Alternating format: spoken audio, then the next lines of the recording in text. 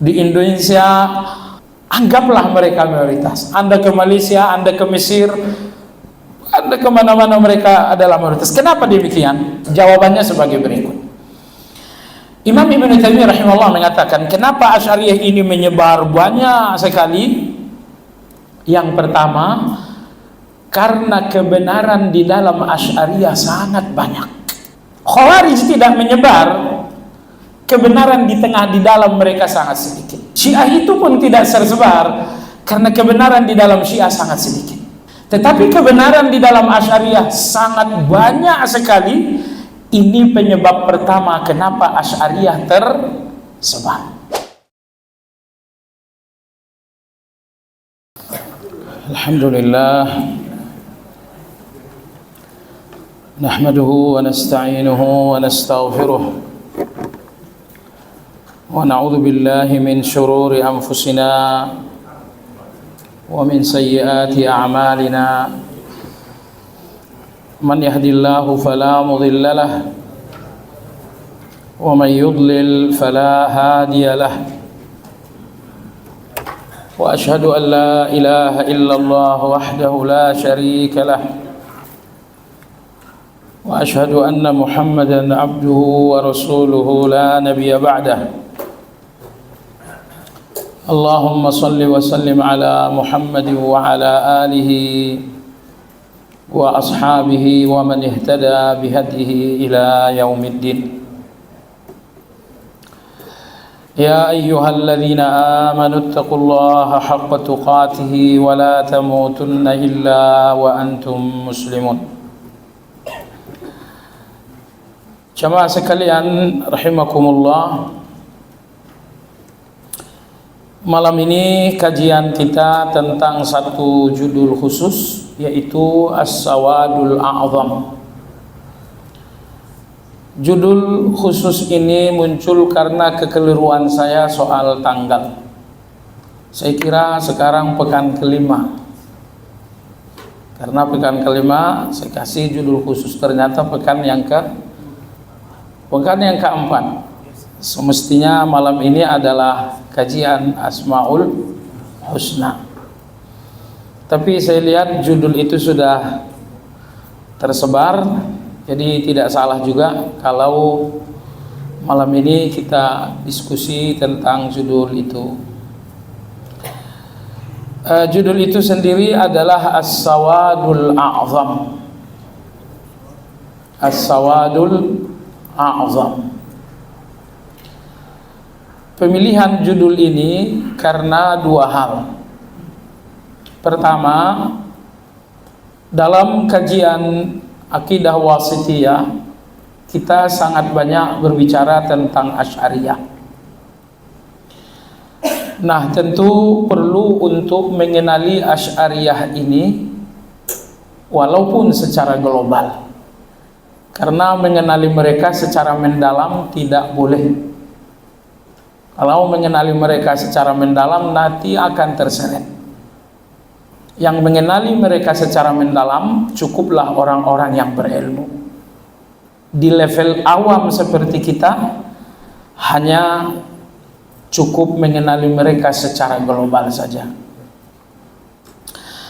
Nah, lalu alasan yang kedua pemilihan judul ini karena seringkali saya dengar, saya baca di negara kita bahwa As-Sawadul A'zam yang disebut Nabi alaihi salatu wassalam dalam hadis adalah Asy'ariyah. Ya, dalam diskusi, dalam ceramah sering sekali terdengar bahwa As-Sawadul A'zam yang dimaksud oleh Nabi sallallahu alaihi wasallam adalah Asy'ariyah. Ini tentu sangat ceroboh. Kenapa Nabi menyebutkan As-Sawadul A'zam yang dimaksud Asy'ariyah, padahal di saat itu belum ada Asy'ariyah. Asy'ariyah itu baru lahir. Abu Hasan Asy'ari rahimahullah lahir pada tahun 260 Hijriah dan beliau wafat tahun 320. Ya, kalau Maturidi, Abu Mansur al-Maturidi rahimahullah, beliau lahir di tahun yang enggak jauh berbeda. 230 sekian beliau lahir dan wafat tahun 333. Nah, jadi dua alasan inilah yang menjadi motif pemilihan judul ini. Baiklah jemaah sekalian,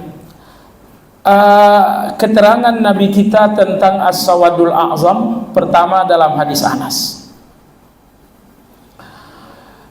Dalam hadis Anas tersebut Nabi SAW bersabda bahwa Yahudi akan pecah dalam 71 golongan dan orang-orang Nasrani akan pecah ke dalam 72 golongan, dan umat Islam ini sendiri akan pecah menjadi 73 golongan, semuanya di neraka kecuali As-Sawadul A'zam. Beliau ditanya siapa As-Sawadul A'zam, Nabi bersabda ma ana alaihi wa ashabi. Sawadul A'zam adalah jalan yang aku tempuh dan para sahabatku. Hadis yang kedua tentang As-Sawadul A'zam dari riwayat Abu Umamah, juga dari riwayat Abdullah bin Umar radhiyallahu anhuma. Nabi kita sallallahu alaihi wasallam bersabda, umat ini tidak akan bersatu di dalam kesesatan. La tajtami ummati ala dhalalah. Fa in ra'aitum ikhtilafan fattabi'u as-sawadal a'zam. Maka kalau kalian sudah dihadapkan dengan banyak sekali perbedaan-perbedaan, maka ikutilah As-Sawadul A'zam. Wa man syadda syudda finnar, siapa yang keluar dari Sawadul A'zam maka dia akan masuk dalam neraka. Nah, jadi inilah 2 atau 3 hadis yang menyebutkan Sawadul A'zam. Soal kesahihan hadis ini pun sebetulnya masih diskusi di kalangan ulama-ulama kita. Misalnya hadis Abu Umamah, begitupun Ibnu Umar yang kedua saya sebutkan, ini didhaifkan oleh sejumlah ulama. Tidak usahlah ambil Imam Albani kalau memang Anda suka. Muhammad Fuad Abdul Baqi, seorang peneliti hadis dari Mesir, beliau menyatakan bahwa hadis Sawadul A'zam dalam riwayat Anas, begitupun dalam riwayat Abu Umamah ataupun Ibnu Umar adalah hadis yang tidak sahih. Begitupun hadis As-Sawadul A'zam dalam riwayat Anas, dari segi periwayatan pun tidak bisa disebutkan sahih. Nah, tapi anggaplah hadis-hadis ini bermasalah secara riwayat, namun kalau dikombinasikan, kalau dikumpulkan, mungkin bisa menjadi hasan li ghairihi. Nah, yang jadi persoalan kita bukan di situ, tetapi tafsir dari As-Sawadul A'zam. As-Sawadul A'zam artinya adalah golongan mayoritas. As-Sawadul A'zam adalah golongan mayoritas. Nah, dari tafsir lughawiyah, As-Sawadul A'zam adalah golongan mayoritas. Ini tafsir lughawiyah. Dari tafsir lughawiyah inilah muncul penafsiran As-Sawadul A'zam di Indonesia adalah Nahdlatul Ulama. Nah, ini saya dengar beberapa kali, bahkan dari seorang yang cukup ternama, bahwa As-Sawadul A'zam dalam konteks Indonesia adalah Nahdlatul Ulama, karena mereka adalah kelompok mayoritas. Jemaah sekalian, Sawadul A'zam, kelompok mayoritas, itu tafsir secara lughawiyah, ini benar, tidak salah. Tetapi mayoritas yang dimaksud bukan mayoritas di zaman ini, tapi di zaman Rasulullah sallallahu alaihi wasallam. Sawadul A'zam, mayoritas yang dimaksudkan adalah mayoritas di zaman beliau. Anda tahu di zaman Nabi kita sudah muncul Khawarij. Seorang laki-laki yang bernama Zulkhuwaisirah At-Tamimi. Tapi kan beliau tidak berkembang, hanya 2 atau 3. Mereka minoritas. Lalu kemudian di zaman sahabat ada pula Qadariyah, tapi kan mereka sedikit juga. Sehingga as-sawadul a'zam dengan pengertian mayoritas hanya berlaku di zaman Nabi Sallallahu Alaihi Wasallam. Nah, kenapa hanya berlaku di zaman beliau? Imam Al-Barbahari rahimahullah dalam kitab Syarh Sunnah, beliau menafsirkan as-sawadul a'zam secara ilmiah. Beliau mengatakan as-sawadul a'zam adalah al-haqqu wa ahluhu, kebenaran dan orang-orang yang berada dalam kebenaran itu yang dimaksud dengan sawadul a'zam. Jadi dengan demikian muncul dua penafsiran as-sawadul a'zam. Pertama penafsiran secara ilmiah, yang kedua penafsiran secara fisik. Sawadul a'zam secara fisik adalah golongan mayoritas di zaman Nabi. Sehingga siapapun yang minoritas di zaman Nabi, yaitu aliran-aliran sesat, mereka tidak dinamakan sawadul a'zam. Jadi sawadul a'zam dengan pengertian mayoritas hanya ada di zaman Nabi Shallallahu Alaihi Wasallam. Adapun as-sawadul a'zam untuk zaman sekarang adalah sawadul a'zam dalam pengertian ilmiah, bukan lagi dalam pengertian mayoritas. Nah, ketika as-sawadul a'zam itu kita pahami dengan pengertian ilmiah, artinya bukan lagi mayoritas, tetapi artinya adalah al-haqqu wa ahluhu, kebenaran dan orang yang berada dalam kebenaran itu. Itulah sawadul a'zam. Maka sekarang kalau Anda bertanya, siapa sawadul a'zam? Sawadul a'zam itu bukan dalam bentuk organisasi, bukan dalam bentuk nama, tapi sawadul a'zam itu adalah pengertian ilmiah. Siapapun yang berada dalam kebenaran, dia dinamakan dengan as-sawadul a'zam. Nah, maka sebagian ulama mengatakan as-sawadul a'zam itu adalah al-jamaah. Lalu Ibnu Usman mengatakan al-jamaah itu adalah ma wafaqal haqq walau kunta wahdak. Jamaah itu, sawadul a'zam itu adalah kebenaran walaupun Anda sendirian. Walaupun Anda sendirian. Jadi sangat repot kalau as-sawadul a'zam untuk zaman ini ditafsirkan dengan mayoritas. Sebab kalau Anda ke Iran, nanti sawadul a'zamnya adalah Syiah. Nah, atau misalnya Anda pergi ke negara lain, sawadul a'zamnya misalnya adalah Nusairiyah, seperti di Syria misalnya.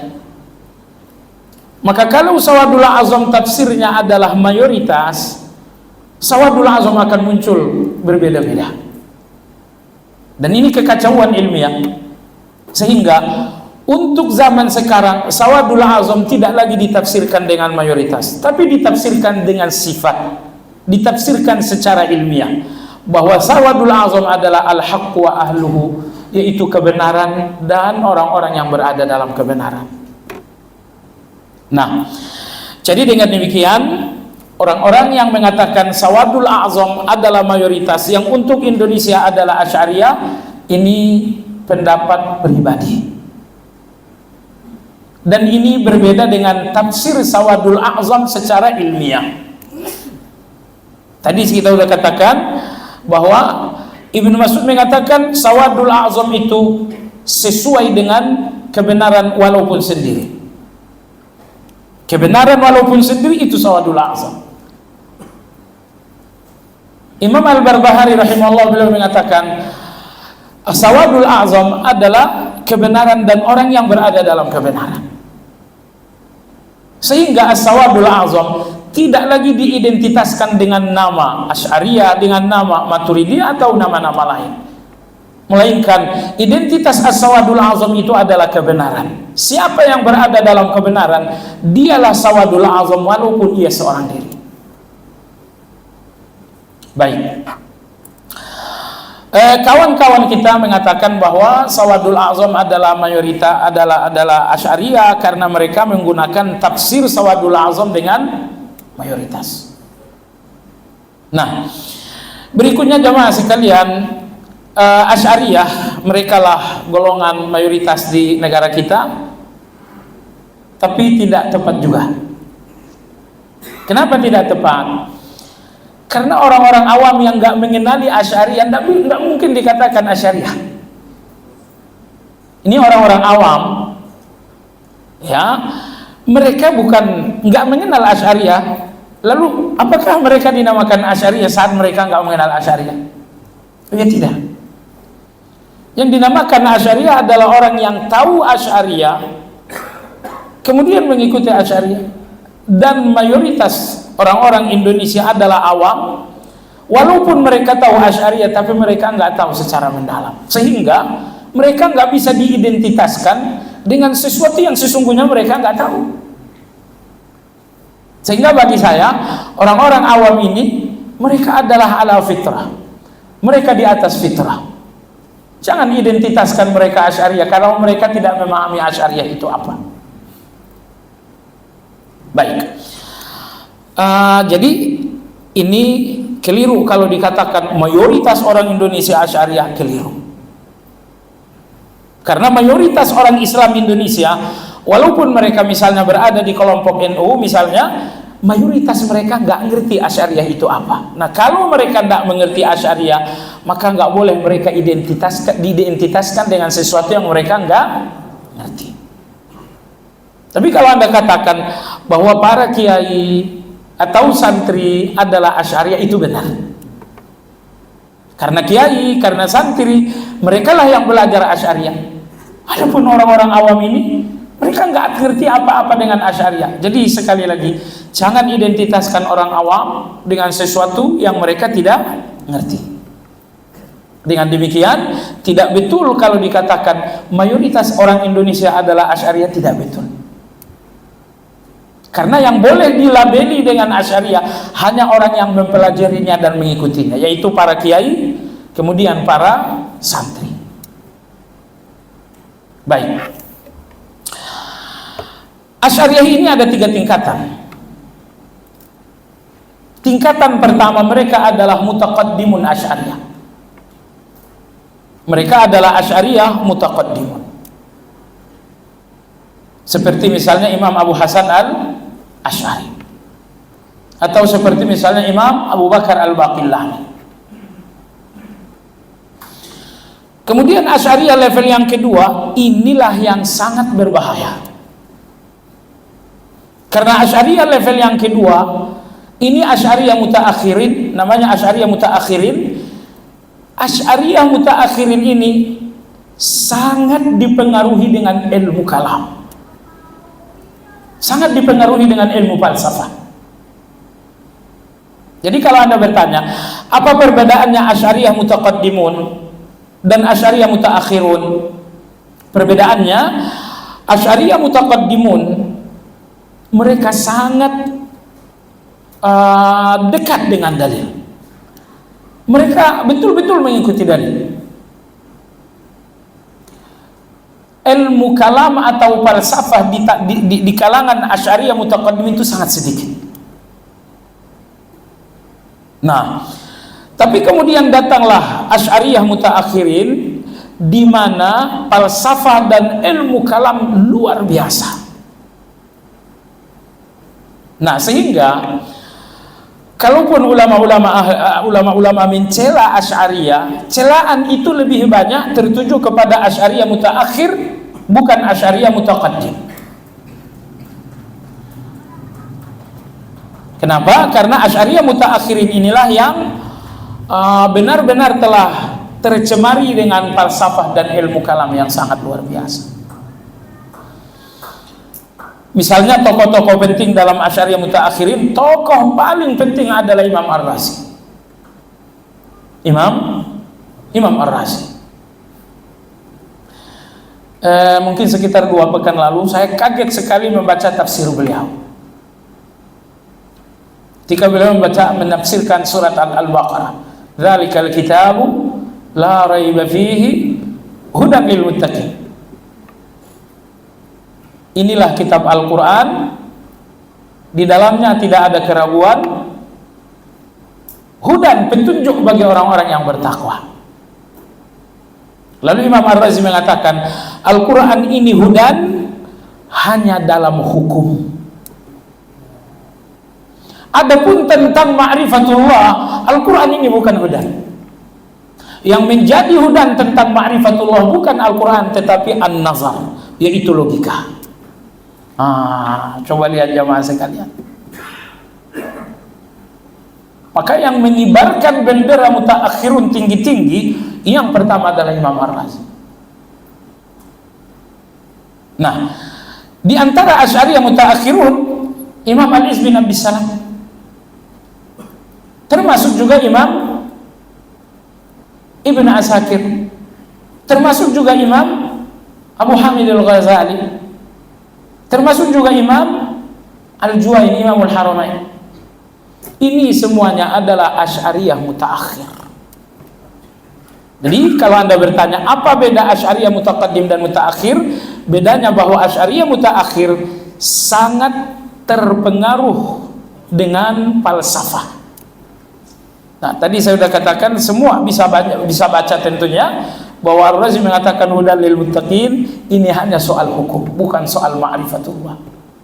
Adapun Allah itu tidak bisa dikenali dengan Al-Quran, tapi harus dengan an-nazar, harus dengan logika. Logika ya filsafat. Baik, kemudian Asy'ariyah level yang ketiga.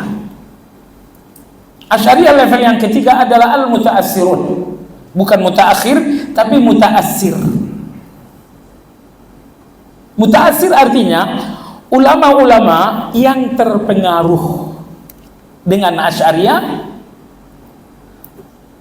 Jadi mereka tidak sepenuhnya Asy'ariyah, tapi terpengaruh dengan Asy'ariyah. Siapa mereka? Salah satunya adalah Imam Nawawi. Antara lain adalah Imam Ibnu Hajar Al-Asqalani. Kedua imam yang mulia ini, mereka bukan Asy'ariyah, tapi mutaassir atau terpengaruh dengan Asy'ariyah. Baik, jamaah sekalian, tidak kalah pentingnya kenali 3 usul Asy'ariyah untuk Anda bisa membedakan ulama yang betul-betul Asy'ariyah dan ulama yang betul-betul yang hanya sekedar terpengaruh. Tidak dinamakan seseorang Asy'ariyah kecuali dia menggunakan 3 prinsip. Kecuali dia menggunakan 3 prinsip. Prinsip yang pertama, taqdimul aqli 'ala an-naql. Taqdimul aqli 'ala an-naql. Mendahulukan logika atas wahyu. Jadi kalau Anda berbicara tentang Allah, yang nomor 1 adalah logika, wahyu nomor 2. Baik. Prinsip Asy'ariyah yang kedua, mereka membagi wahyu ke dalam 2 macam, mutawatir dan ahad. Setelah itu mereka menerima mutawatir dan mereka menolak ahad. Maka dalam akidah, sekali lagi hanya dalam akidah, orang-orang Asy'ariyah tidak menerima hadis ahad. Makanya kalau Anda katakan misalnya riwayat Imam Muslim, Nabi bertanya kepada seorang budak, di mana Allah? Jawabannya di langit. Nggak mungkin mereka terima. Ini riwayat Imam Muslim, betul. Ini riwayat Imam Muslim, tapi ini akidah dan ini adalah ahad. Maka prinsip mereka yang kedua, membagi wahyu ke dalam 2 bagian, mutawatir dan ahad, lalu mereka menerima yang mutawatir dan kemudian menolak yang ahad. Prinsip mereka yang ketiga jamaah sekalian adalah kalau mutawatir ini bertentangan dengan logika, wajib ditakwil. Kalau mutawatir bertentangan dengan logika, wajib ditakwil. Ar-Rahmanu 'alal 'arsy istawa, itu mutawatir, tapi nggak cocok dengan logika. Kalau begitu takwil itu. Nah, inilah 3 prinsip Asy'ariyah. Pertama, mendahulukan logika atas wahyu. Nomor dua, membagi wahyu ke dalam dua kategori, mutawatir dan ahad, lalu menolak ahad. Yang ketiga, mutawatir yang sesuai dengan logika terima, kalau nggak sesuai dengan logika wajib ditakwil. Baik. Asy'ariyah mutaassirun atau orang-orang yang terpengaruh dengan Asy'ariyah seperti Imam Nawawi, seperti Imam Asy'ari,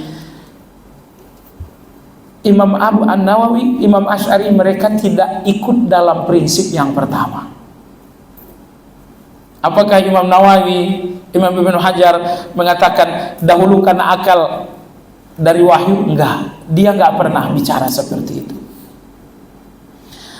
Nomor dua, apakah dia ikut mengatakan dalil terbagi dua, mutawatir dan ahad, yang ahad ini ditolak dalam akidah? Tidak. Imam Nawawi, Ibnu Hajar tidak pernah ikut-ikutan dengan dalam prinsip yang kedua. Akan tetapi jamaah sekalian, baik Imam Nawawi ataupun Imam Ibnu Hajar, mereka terjebak dalam prinsip yang ketiga, yaitu melakukan takwil terhadap dalil-dalil mutawatir yang berlawanan dengan logika. Jadi dalam keterangan mereka ada dalil yang berlawanan dengan logika, padahal tidak ada. Misalnya Ar-Rahmanu 'alal 'arsy istawa, Allah bersemayam di aras. Apakah ini berlawanan dengan logika? Bagi kita enggak. Tapi bagi mereka berlawanan karena logika yang sudah rusak. Iya. Kalau logika sudah diisi dengan filsafat, dia akan menemukan banyak perlawanan dengan dalil. Tapi kalau logika ini tidak dikotori dengan filsafat, dia tidak akan menemukan perlawanan dengan dalil. Jadi dalil-dalil yang menurut Anda nggak logis, itu karena logika Anda sudah tercemari dengan falsafah itu. Nah, adapun logika yang bersih, tidak dicemari dengan falsafah, tidak ada dalil-dalil yang tidak logis. Aku ciptakan Adam dengan tanganku, tidak logis. Ya, bagi Anda yang berpikir dengan falsafah, iya. Tapi bagi kita yang membersihkan logika kita dari falsafah, tangan Allah ini bukan sesuatu yang tidak logis. Bagi kita logis sekali Allah punya tangan. Kata mereka nggak cocok dengan akal sehat. Enggak.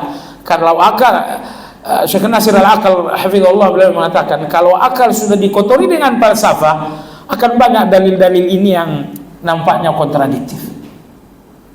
Padahal tidak ada dalil yang kontradiktif, tidak ada dalil yang tidak logis kalau logikanya bersih dari falsafah. Jadi dengan demikian, kalau mereka mengatakan Imam Nawawi Asy'ari, keliru, karena Imam Nawawi tidak ada di prinsip yang pertama. Imam Nawawi juga tidak ikut dalam prinsip yang kedua. Imam Nawawi hanya ikut dalam prinsip yang ketiga saja. Dan itu ijtihad beliau, yang artinya Imam Nawawi lebih banyak beda dengan Asy'ariyah daripada sama. Beliau sama dengan Asy'ariyah dalam satu prinsip, tapi beda dengan Asy'ariyah dalam dua prinsip. Sehingga dia nggak bisa dituduh sebagai Asy'ariyah. Tapi kalau dikatakan beliau terpengaruh dengan Asy'ariyah, itu benar. Baik, jadi inilah tiga tingkatan Asy'ariyah: mutaqaddimun, mutaakhirun, mutaassirun, yang sekedar terpengaruh. Baik jamaah sekalian, pembahasan terakhir, kenapa Asy'ariyah ini sangat banyak sekali di Indonesia. Anggaplah mereka mayoritas. Anda ke Malaysia, Anda ke Mesir, Anda kemana-mana, mereka adalah mayoritas. Kenapa demikian? Nah, jawabannya sebagai berikut. Imam Ibnu Taimiyah rahimahullah mengatakan, kenapa Asy'ariyah ini menyebar banyak sekali? Yang pertama, karena kebenaran di dalam Asy'ariyah sangat banyak. Khawarij tidak menyebar, kebenaran di dalam mereka sangat sedikit. Syiah itu pun tidak tersebar karena kebenaran di dalam Syiah sangat sedikit. Tetapi kebenaran di dalam Asy'ariyah sangat banyak sekali, Ini penyebab pertama kenapa Asy'ariyah tersebar. Nomor dua, jamaah sekalian, Asy'ariyah ini tersebar disebabkan karena mazhab. Disebabkan karena mazhab. Abu Hasan al-Asy'ari, beliau bermazhab Syafi'i. Abu Mansur al-Maturidi, beliau bermazhab Hanafi. Lalu muncullah orang-orang yang bermazhab Syafi'i. Mereka mengatakan kita ikut Abu Hasan. Beliau mazhab Syafi'i sama dengan kita. Lalu datang lagi ulama-ulama Maliki. Mereka mengatakan kita ikut saja dengan mazhab Asy'ari. Jadi mazhab Syafi'i, mazhab Maliki, dua mazhab ini sepakat mengikuti Abu Hasan al-Asy'ari. Kenapa? Karena Abu Hasan al-Asy'ari adalah bermazhab Syafi'i. Nah, ada pun orang-orang yang bermazhab Hanafi, misalnya mereka yang berada di Turki, yang berada di India, yang berada di Pakistan, mereka ikut Abu Mansur al-Maturidi karena Abu Mansur al-Maturidi adalah mazhab Hanafi. Lalu kemana perginya mazhab Ahmad? Imam Ahmad yang mengibarkan bendera Ahlul Hadis. Nah, mazhab Ahmad ini perginya kemana? Jamaah sekalian, mazhab yang paling lemah adalah mazhab Ahmad. Kenapa lemah? Ada beberapa penyebab. Penyebab pertama, mazhab Ahmad ini sangat lama baru diakui sebagai mazhab. Bahkan sejumlah ulama mengingkari adanya mazhab Imam Ahmad. Imam Ibnu Qutaibah, beliau hampir sesama dengan Imam Ahmad. Beliau menulis kitab Al-Ma'arif. Dalam kitab Al-Ma'arif, beliau mengatakan Imam Ahmad adalah imam Ahlul Hadis dan beliau bukan imam dalam fikih. Baik. Tetapi tulisan Imam Ibnu Qutaibah dalam Al-Ma'arif ini tidak terlalu berpengaruh terhadap orang banyak. Sampai akhirnya datang imam ahli tafsir, Imam Ibnu Jarir At-Tabari, beliau menulis kitab Ikhtilaful Fuqaha. Di dalam Ikhtilaful Fuqaha, Imam Ibnu Jarir At-Tabari mengatakan Imam Ahmad bukan imam fikih. Beliau adalah imam hadis. Nah, bukunya Imam Ibnu Jarir inilah yang benar-benar tersebar, berpengaruh, sehingga betul-betul menciptakan opini yang sangat kuat bahwa Imam Ahmad adalah imam hadis bukan imam fikih. Yang artinya Imam Ahmad bukan pemilik mazhab.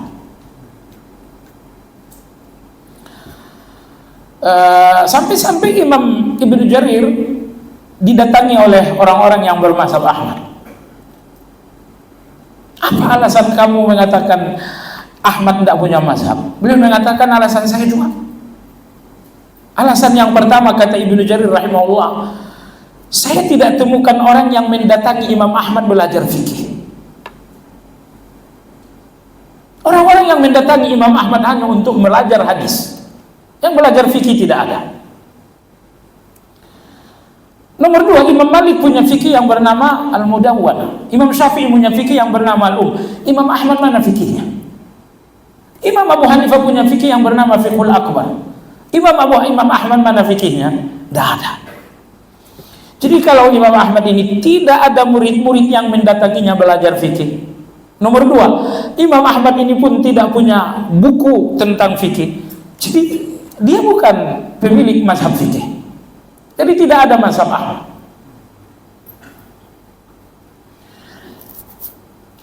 Bahkan dalam riwayat sampai Imam Ibnu Jarir, Anda tahu, beliau meninggal karena dibunuh. Yang membunuh beliau adalah orang-orang dari mazhab Ahmad. Jadi pengikut-pengikut fanatisme Imam Ahmad tidak tersetuju dengan tulisan Ibnu Jarir dalam Ikhtilaful Fuqaha bahwa beliau mengingkari adanya mazhab Ahmad. Mereka nggak setuju. Akhirnya Imam Ibnu Jarir ditemukan mati di dalam rumahnya, dan spekulasi bahwa beliau mati dibunuh oleh fanatisme Imam Ahmad. Makanya sejumlah tulisan-tulisan beliau termasuk buku Ikhtilaful Fuqaha ini ditemukan di dalam urukan tanah. Jadi rupanya fanatisme Imam Ahmad menggali lubang, mengubur sejumlah buku Imam Ibnu Jarir, salah satunya adalah Ikhtilaful Fuqaha. Umumnya ulama-ulama Maghrib, Maroko, mereka juga tidak mau mengakui Imam Ahmad memiliki mazhab. Imam Ibnu Abdul Bar misalnya, beliau tidak mengakui ada mazhab Ahmad. Anda tahu kitab Bidayatul Mujtahid, Imam Ibnu Rushd nyaris tidak pernah menyebutkan mazhab Imam Ahmad. Nyaris. Kalaupun disebutkan 1-2, tapi itu paling sedikit. Ya, kita kumandangkan azan sebentar.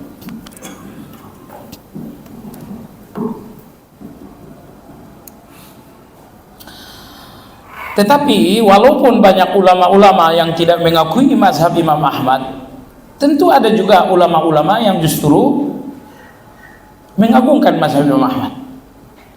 Imam Tirmidzi misalnya dalam kitab Sunan, beliau kalau menyebutkan hadis kemudian menyebutkan keterangan, Imam Tirmidzi Masya Allah nyaris tidak pernah menyebutkan mazhab Abu Hanifah. Tapi Imam Tirmidzi sangat banyak menyebutkan mazhab Imam Ahmad. Baik, intinya kita ingin katakan penyebaran Asy'ariyah ini yang kedua disebabkan karena mazhab. Karena Abu Hasan al-Asy'ari bermazhab Syafi'i, maka orang-orang bermazhab Syafi'i dan bermazhab Malik mereka mengikutinya karena alasan mazhab. Dan orang-orang bermazhab Hanafi mengikuti Abu Mansur al-Maturidi, alasannya karena beliau adalah bermazhab Hanafi. Penyebab ketiga kenapa Asy'ariyah ini anggaplah mayoritas, disebabkan karena banyak orang-orang Asy'ariyah yang bertasawuf. Jadi dia tersebar melalui tasawuf. Sehingga dimanapun ada tasawuf, kemungkinan itu adalah Asy'ariyah. Anda pergi ke Turki misalnya, Turki ini tasawuf. Pasti di sana tidak akidahnya bukan akidah ahlul hadis. Misalnya Anda pergi ke Tunisia, ke Aljazair, kemanapun Anda pergi, kalau dominasi tasawufnya sangat besar, dominasi tasawufnya sangat kuat, insya Allah akidahnya kalau bukan Maturidiyah, Asy'ariyah. Adapun akidah ahlul hadis ini tidak tumbuh di tengah orang-orang. Kenapa demikian? Jemaah sekalian yang saya hormati, orang-orang tasawuf ini mereka sangat berlebihan dalam masalah wali, dan itu nggak cocok dengan mazhab ahlul hadis,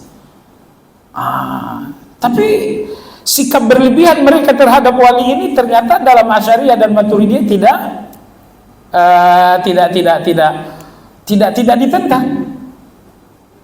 Jadi penyebab ketiga Asy'ariyah ini menyebar melalui tasawuf, sehingga dimanapun ada dominasi tasawuf, kemungkinan besar pasti Asy'ariyah atau Maturidiyah.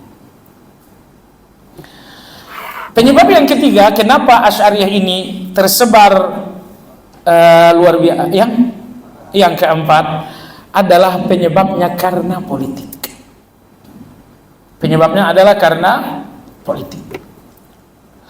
Penyebaran Asy'ariyah secara politik pertama kali terjadi pada tahun 485 Hijriah, 480-an ya, melalui Khalifah Suljukiyah Bani Saljuk yang bernama Nizamul Mulk. Khalifah Nizamul Mulk adalah salah satu pimpinan Bani Saljuk.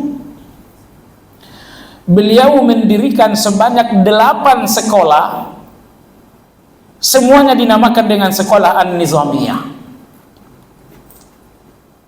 Dinamakan An-Nizamiyah karena nama beliau adalah Nizamul Mulk.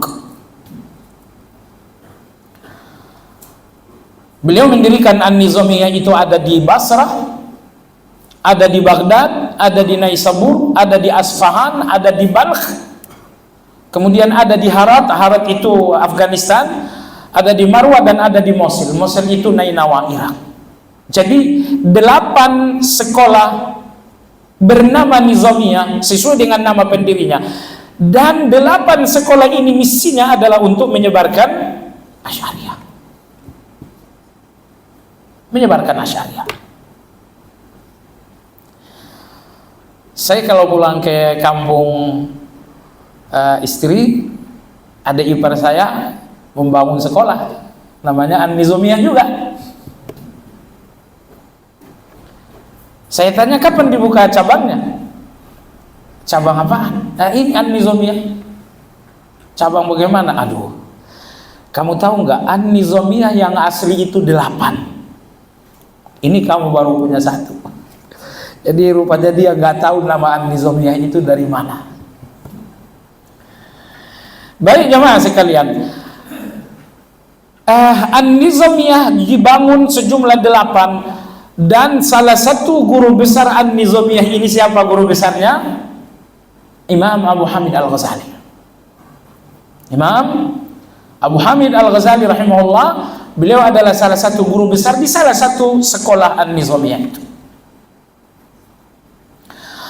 Dan di antara guru besarnya pula adalah seorang ulama besar yang bernama Imam Al-Haramain, Abdul Ali Al-Juwaini.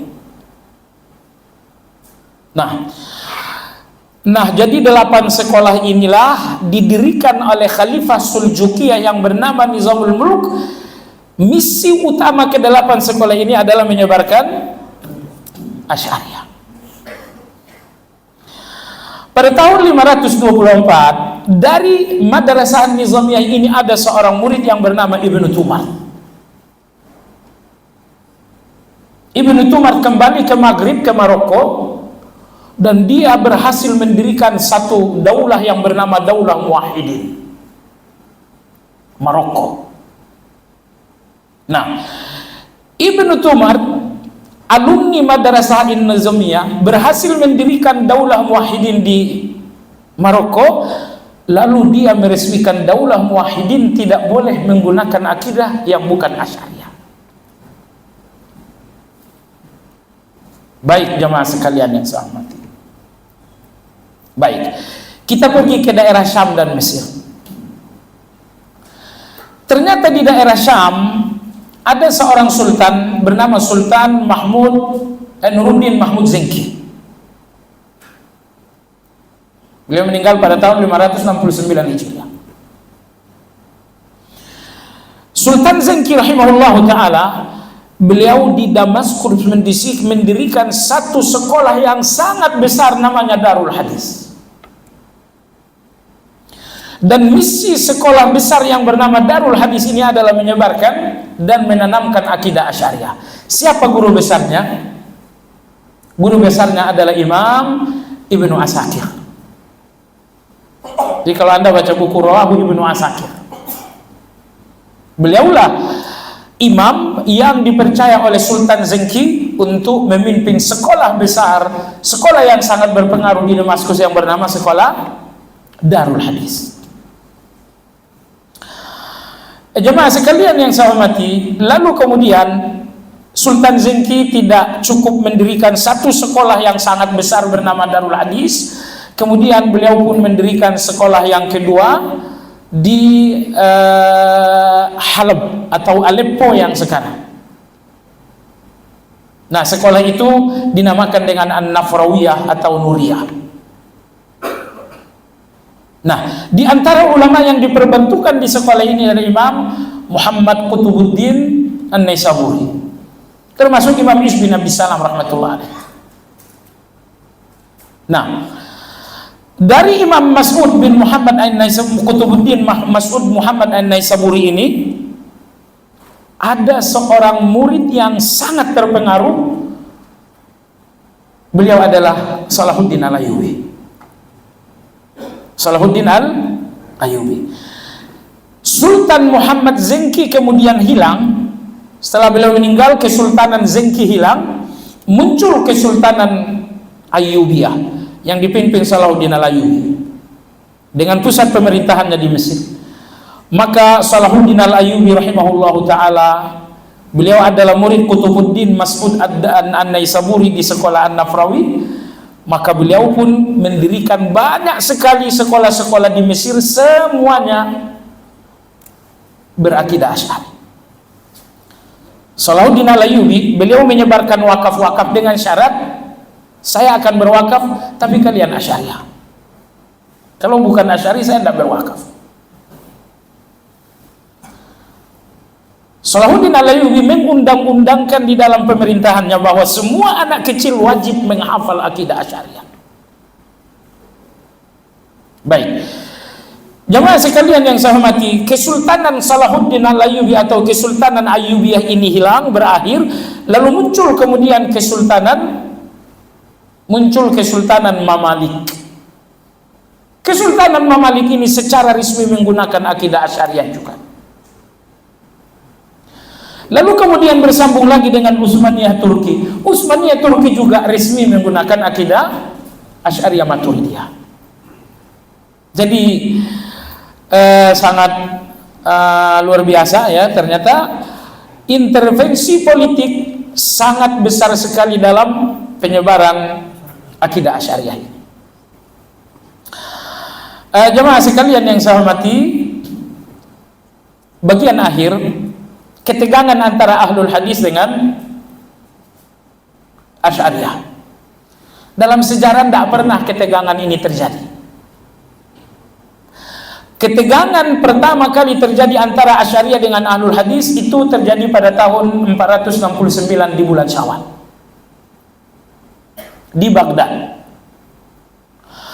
Ada seorang Asy'ariyah yang sangat fanatis, beliau bernama Abu Nasr Ibnul Qushairi. Ayahnya adalah pemilik tafsir Al-Qushairi, lalu anaknya adalah Abu Nasr. Dalam perjalanan haji, Abu Nasr Ibnul Qushairi mampir di Baghdad, dan fanatisme yang sangat luar biasa terhadap Asy'ari, akhirnya beliau pertama kali memunculkan isu bahwa ahlul hadis adalah mujassim. Jadi kalau sekarang anda ini dikatakan mujassimah, Ibn Taimiyah dinamakan mujassimah, kalian mengatakan Allah punya tangan, berarti bagi kalian Allah itu berjisim, jasmani, kalian mujassimah. Tuduhan pertama kali ahlul hadis adalah mujassimah, pertama kali tuduhan ini datang dari Abu Nasr Ibnul Qushairi pada tahun 469 Hijriah.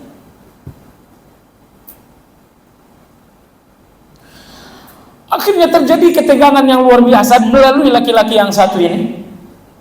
Karena kalau sudah muncul fanatisme, akan dilawan pula dengan fanatisme yang lain, sehingga muncullah salah satu pejabat Baghdad bernama Al-Kandari, lalu dia memerintahkan agar setiap khutbah Jumat melaknat Asy'ari.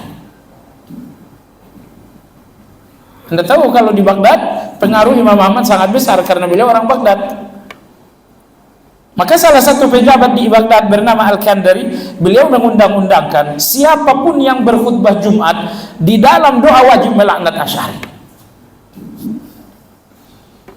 Kenapa muncul fanatisme ini? Fanatisme ini menjawab fanatisme yang pertama. Tapi siapa yang memulai? Yang memulai adalah fanatisme Asy'ariyah menuduh ahlul hadis sebagai mujassimah, yang akhirnya beliau pun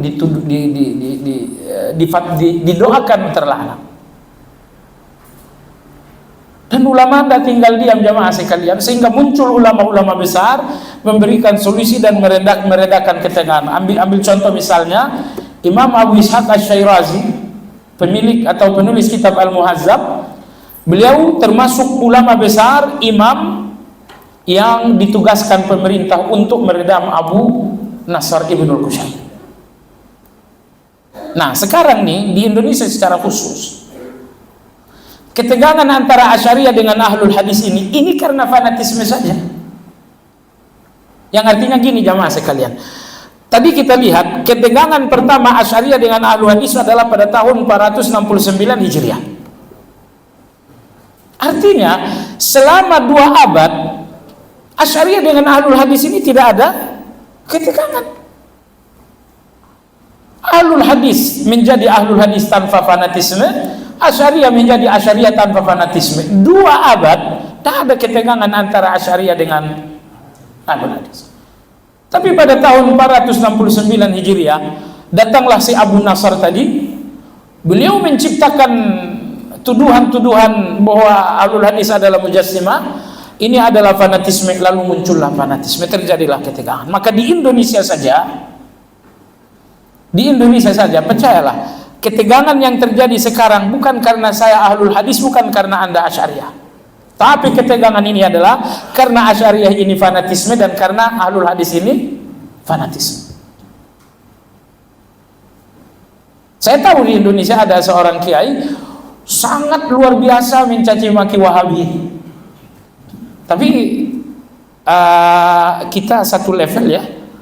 Saya kuliah di Libya, beliau dulu kuliah di Al-Aqidah. Al-Aqidah kita tahu betul saat itu adalah markas penyebaran aliran Ahbash. Jadi kiai ini kalaupun dia sangat panas sekali bicara di media sosial, tidak banyak yang tahu kalau dia sebetulnya adalah pengikut Ahbash. Dan semakin dia menohok Wahabiyah ini, itu ujung-ujungnya nanti dia akan dapat gelar doktor. Anda tahu, karena di Libanon itu ada Jamiah Khairiyah namanya. Ini orang-orang yang mampu membuat tulisan-tulisan yang menohok tentang Wahabiyah itu nanti dikasih gelar doktor. Maka saya sangat curiga, kiai yang satu ini habis-habisan caci maki Wahabi, bahkan nggak pakai akal sehat. Dia caci maki udah nggak pakai akal sehat. Oh, dalam hati, oh ini lagi ngejar gelar dokter. Ya. Nah, itu saya pernah tanya seorang petinggi polisi. Ini ada satu gerakan di Libanon namanya Gerakan Ahbash. Tapi mereka punya kegiatan di Inggris juga. Jadi kalau pusatnya ada di Libanon, tapi mereka punya kegiatan yang sangat aktif di Inggris. Oh, kata beliau, ini dicurigai sebagai proksi internasional. Nah, jadi kalau di Indonesia saya lihat, karena beberapa orang yang anti betul dengan Wahabi ini, saya tahu mereka bukan mereka adalah orang-orang Ahbash. Ahbash adalah pengikut seorang laki-laki Habasyah. Beliau adalah Abdullah Al-Harari. Satu gerakan politik sebetulnya. Nah, baik jamaah sekalian. Jadi kesimpulan dari kajian ini jamaah sekalian apa? Pertama, kita tahu Asy'ariyah. Kesimpulan yang kedua, bagian akhir ini kesimpulan terpenting. Selama 2 abad ahlul hadis dengan Asy'ariyah tidak pernah ada ketegangan. Karena masing-masing ahlul hadis menjadi ahlul hadis tanpa fanatisme, Asy'ariyah menjadi Asy'ariyah tanpa fanatisme, sehingga 2 abad berdampingan saja. Sampai akhirnya muncul Abu Nasr Al-Qushairi. Maka sekarang kita ingin hal itu terhidup lagi. Kita ini ahli hadis betul. Kita bukan sekarang gini deh. Muhammad bin Abdul Wahab yang di Saudi baca kitab tauhidnya Ibnu Khuzaimah. Saya baca. Lalu saya dinamakan Wahabi, kan nggak cocok. Saya nggak ngambil dari Wahabi, cuman saya sama-sama ngambil dari sumber yang sama. Wahabi ini ngambil dari kitab Ibnu Khuzaimah, saya ngambil dari sana. Wahabi ini ngambil dari akidahnya As-Sabuni, saya ambil dari sana. Wahabi ini ngambil dari kitabnya Barbahari, saya ambil dari Barbahari. Hasilnya samalah saya dengan Wahabi ini. Kenapa saya dinamakan Wahabi? Padahal saya nggak ngikutin dia, saya ngikutin ikutan yang sama. Anda paham maksudnya? Ya, mestinya kalau saya Wahabi kan saya ngikutin Wahabi. Ini enggak.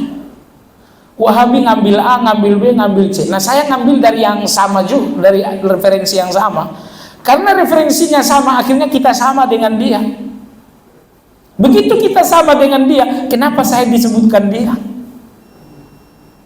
Subhanakallahumma bihamdika asyhadu an la ilaha illa anta astaghfiruka wa atubu ilaik. Alhamdulillahirabbil alamin. Assalamualaikum warahmatullahi wabarakatuh.